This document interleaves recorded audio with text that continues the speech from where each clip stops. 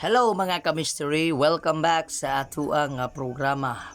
Part 2 ni siya. Welcome back.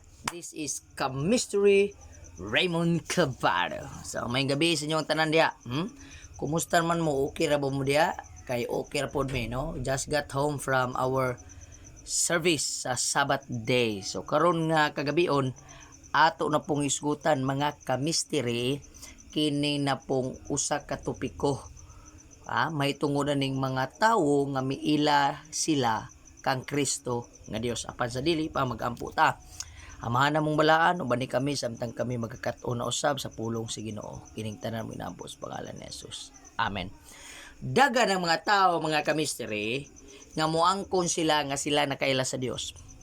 Apan kung imong tanaw ng balaang kasulatan sa Proverbio Kapitulo 16 versikulo 25 may nang ato yung basahon na Proverbs 16 verse 25 kining apan manggon magambak-ambak manggon apan medyo kumpiyansa kay basig sa imuhang ka kumpiyansa ba basig makaingon ta hapit ka maluwas na magambak-ambak delikado na.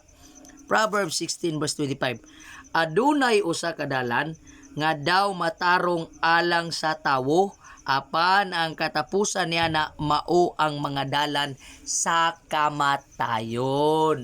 Atong part 1 atong gisgutan kining mga tawo nga dili mo ila kang Kristo nga ilang Dios maipit ka. Mas delikado ning mga tawo nga miila ka kang Kristo nga siya usa ka Dios apan nagambak-ambak ikaw. Usa mga kasi nga ambak-ambak atong tan-awon kay basig sa sobra na tong kumpiyansa kay porke kanang porke daw baboy po na no porke nakaila na tag Dios kumpiyansa na kaayo ta ngano man balik ko na to tong teksto nga akong gibasa Roma Kapitulo 1 versikulo 29 mo ni siya delikado giwali ni Pablo sa taga Roma kay duha man ka klase ang tao dito mga ka-mystery. Kadtong mga tao nga dili mo tuo nga si Kristo Dios o kadtong mga tao nga giila nila si Kristo nga Dios apan nanapoy apan naay niambak sila unsa man. Bersikulo 29 sa Kapitulo 1 kaklaro na sila kadto ning mga tao na puna nga napuno sa maong pagtuo nga si Kristo Dios apan sila napuno sa tanang matang sa pagkadili matarong pagkamakalilisan unsa man ang mga butang nga dili matarong musulti nga kag dili matarong wa gyud siya mahaom sa istandarte sa atong Ginoong Hesukristo. In other words, niila ka kang Kristo nga Dios siya 100% pero ang imong ginabuhi wala diha mahimong matarong. Unsay basihana nato nga ang imong kinabuhi dili matarong niya paminaw gyud. Pagkadautan kadalo na apil lang kadalo dia panghimaraot. Sa pa sila puno sa kasina.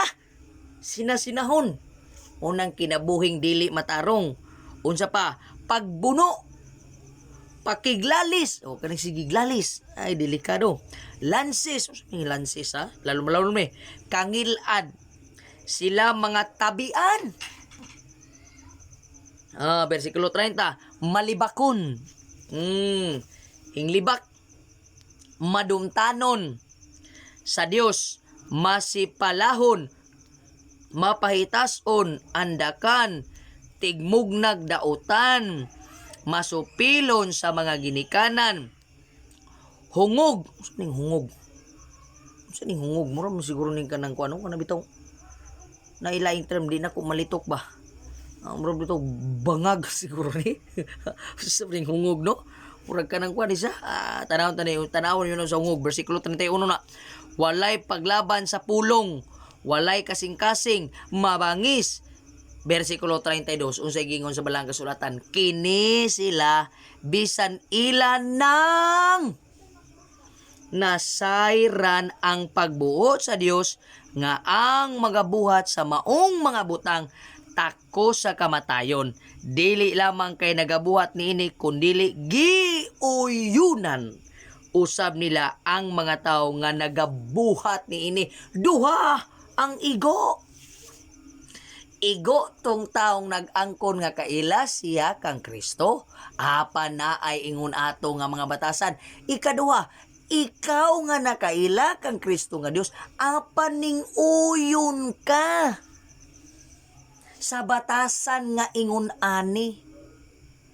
Ingon ang balang kasulatan, kamatayon nga walay katapusan ang naghulat kanimo. Ang pangutana, unsa ka nga klase nga tao nga miila kang Dios?